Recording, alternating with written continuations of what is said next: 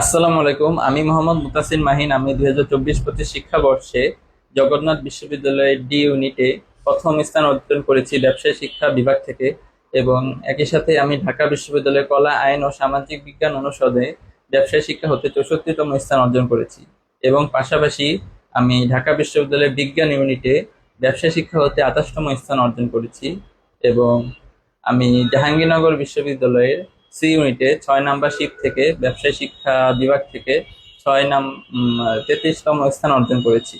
এই অর্জনের পেছনে তারেক্স একাডেমি এবং সিয়াম ভাইয়া, এবং তার পাশাপাশি যার কথা না বললেই নয়, আমার শাকিল ভাইয়া, যিনি আমাকে বাংলা এবং সাধারণ জ্ঞান পড়াতো, তার অবদান অনস্বীকার্য।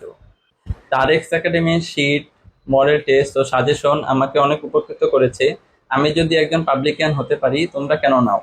তোমরা যদি একজন গর্বিত পাবলিকান হতে চাও, তাহলে তোমরা যুক্ত হতে পারো তারেক্স একাডেমির সাথে।